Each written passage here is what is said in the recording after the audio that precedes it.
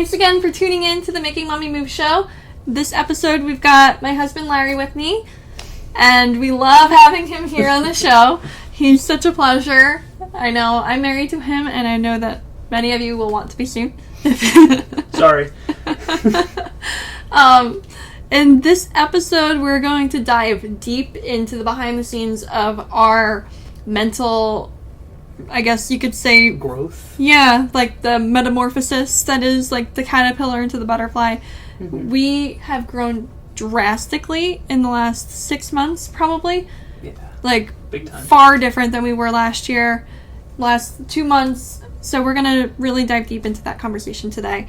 Let's jump in. All right. So, you've got a very fun perspective of this growth that we were going through, because I started to make the metamorphosis before you did. Yes. So, I want your perspective. What was it like seeing me go through these changes? And what were you feeling? And that is a whole lot to unpack. For a little bit of backstory, we've been together for 6 years, married for 3, and coming up on 4. Yeah. You know, and not close enough to say coming up on 4. And for the longest time, we were creatures of habit. We went to the same restaurants every week. We did the same things, hung out with the same people, and it was very, not scheduled, but very, like, regimented, that we went same restaurant, same time, same day of the week, and it was just the same for a long time. Work. And I think the biggest turning point was when we had our first daughter, and she said, I don't want to go back to work, because she said it before, she's worked in basically a closet doing insurance work and, billing and all that stuff, and hated it, even though you went to school for it, got her degree, and that's a whole other thing with college and whatever. But I supported her, and I still do, and it was a bit of caution, or I guess hesitation for me, because I already made the majority of the money with my job. I get paid decently well, enough to keep the lights on, and for her to say, I don't think I want to go back, I was like, okay, we'll be alright either way, and just kind of went from there. And it's been, it was a slow growth in the beginning, and then it's been exponential over the last few months. So that was 2 years ago, that, almost to the day, so happy birthday to our first daughter. Yes. And it's just been crazy to watch, and there's been a lot of hesitation and, withholding from me, especially in the beginning, with the whole mindset and listening to podcasts and other, I always thought that, like, entrepreneurs or rich people were very pompous, and it didn't feel like it was my scene or our scene to be a part of that lifestyle. And here we are. Yeah. I felt, especially recently, before I kind of got on board with everything, that if I didn't get with it, I was going to get lost. Mm-hmm. Big time. Because... Yeah, we actually had, like, a really emotional conversation. Mm-hmm. It must have been, like, January or February. Yeah. And I was, I had just had our second daughter, maybe 2 months before that. And I was staying up late every single night, working on the business up until 1 o'clock, 2 o'clock in the morning, and we weren't seeing each other. Mm-hmm. I was listening to all these audiobooks and podcasts, and I wasn't. Yeah, well, I was like, you need to listen to these. We need to have, like, conversations about this. Like, let's get moving, and every day. And, at work, I have a job where I can put in headphones all day and listen to music, podcasts, whatever. And I would do that. I'd put in my headphones and I would listen to, metal, whatever, I decided to play. And she would say, you really should listen to podcasts. And I'm like, those are lame. Why does anybody do that? Until I did. And wow. It's just crazy that just hearing someone else's experience and hearing what other people have to say about things that you don't know about or things that you want to know about, it's wild how much it can open your eyes. And to pick me up, like, your Yeah. mood is so much better when you listen to them. Yeah, like I worked in a garage, like turning wrenches, fixing cars, and some really big Debbie Downers I worked with. And something happens and the whole mood changes in the shop. No one's happy, whatever. But I would put in my headphones and, put on a podcast. And I was totally disconnected from everyone else. It was just me focusing on my work and taking in the message of what anyone was saying that I was listening to. And, it really started with Chris Harder. Yeah. And his podcast was a big eye-opener for me. That was the first one I started listening to, and I listened to, like, every single episode. Really good stuff. Highly recommended. Yeah, big time. Chris, if you see this, we'd love to meet you. Yes, you and Lori do a double date. Yes. But yeah, once I kind of opened my eyes to what all of this is about, I'm like, wow, I'm an idiot. I should have hopped on board with this a lot sooner. So. Yeah. That was a really important, monumental turn in our relationship. Yes. Because it went from Groundhog's Day of that limiting mindset that we had. Because we had some really, really strong limiting beliefs that, like, you had to work harder to make more money. And I was going through this change of noticing that, holy crap, we don't have to be working hard to make more money. Yes. I'm like, Larry, you can quit your job as a mechanic and we can do this. We can do whatever we want to do. And that'll pay our bills and then some. And then we can have more time to spend with our family. And that was like the big mental shift that was happening. Yeah, big time. And that's something that I don't think we've touched on yet, is that we were both raised very middle class, like our blue-collar very blue collar. Like, growing up, my dad he worked for a tech company that wound up not working there anymore, and then he turned out to be a laborer, installing pools and stuff like that. My mom worked for the same doctor as a what is it? Like a medical assistant. Yeah, like a medical assistant, and worked for the same guy for 20 years with nothing. No retirement, no 401, no anything. And that's like what we were on track to do. Yeah. I was with my doctor for 12 years before I quit, and you're a mechanic and hopefully quitting soon. Yeah, it's I have in my notice, so you'll be seeing a lot more of me. But yeah, I mean, granted, I had a 401k and stuff like that, but when you look into that a little more, it's like that's only a tiny little sliver of what you should have by the time you're done working. Yeah. It's glorified. Well, but that's a whole other topic. To get into retirement and all that. But to stay on track of how we were raised to be middle class, and it was, I had been a mechanic for 10 years, and even before that, having other jobs where you get up early in the morning and work my ass off for $1. And, I've said it before, I get paid decently well, above average for a mechanic, but it still sucks. And it's really hard on your body. Yes, and I am like 26, 27, and I feel like I am like in my 40s. I have beat myself up big time. And I see it. I work with guys that are in their 30s. I work with one guy who's in his 60s.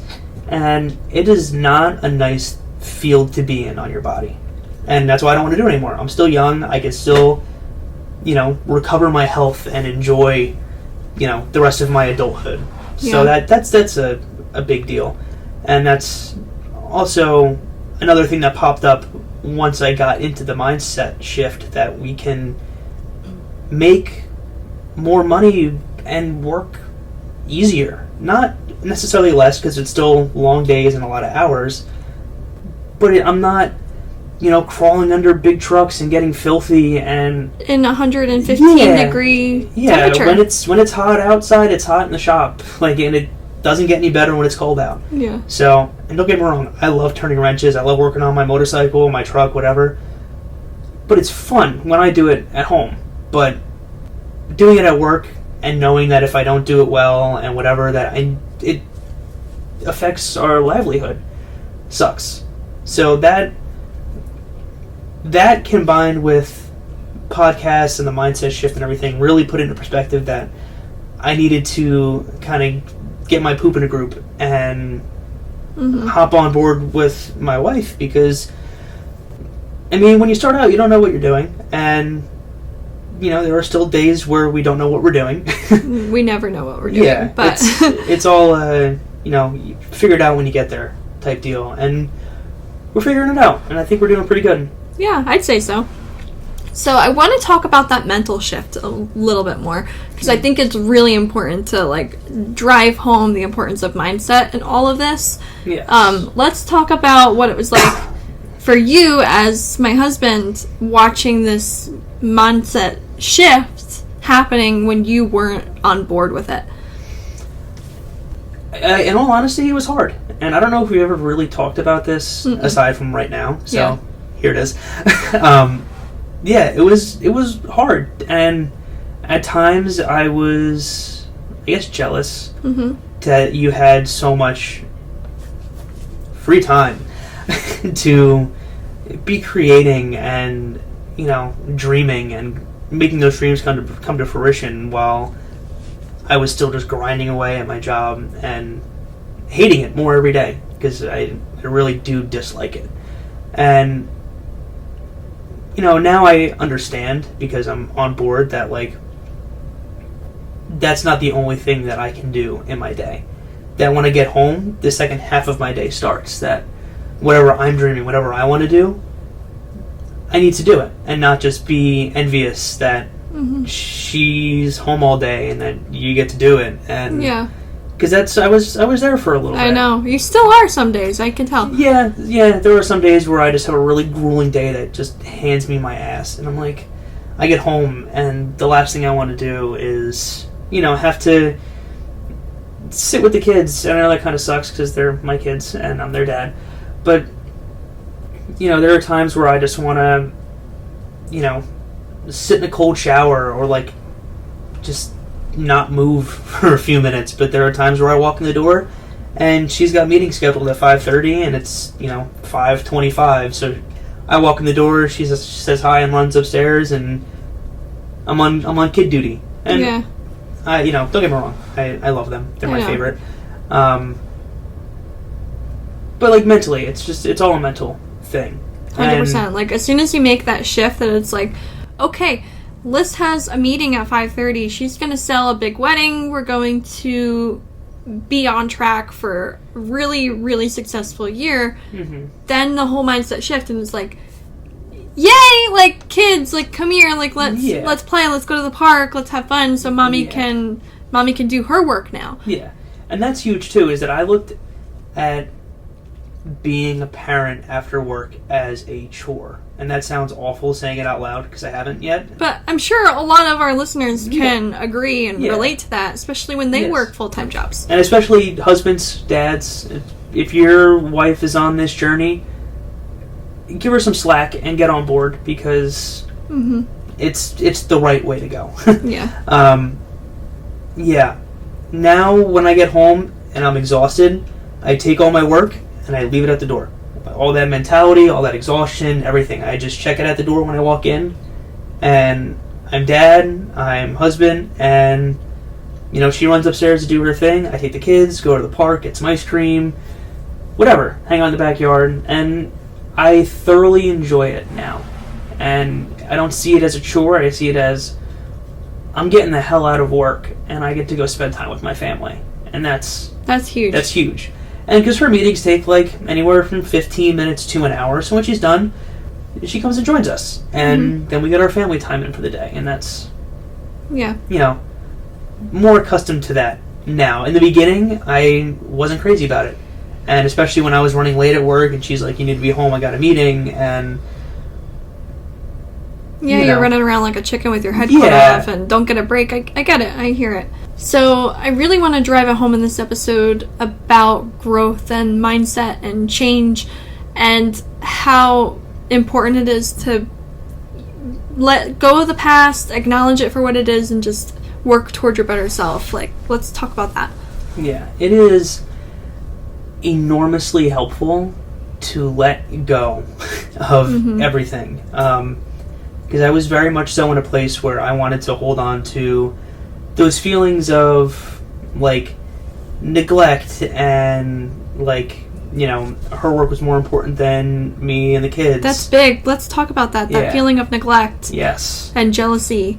Yes. Those are enormous emotions that really push their way to the top and really make you feel like crap, is when you are jealous of your spouse and all the free time and dream chasing that they get to do. Well, and like, I was spending my time like working on the business and not with you, so like that's also like part of it. Yeah, and neglect. And we had talked about that I was like, listen, and this was like fairly recent. I'm like, I know that you are building this empire and all these businesses and you have a lot on your plate, but I'm like, I'm your husband and I feel neglected. Like, I feel like we're not spending the time together that we should.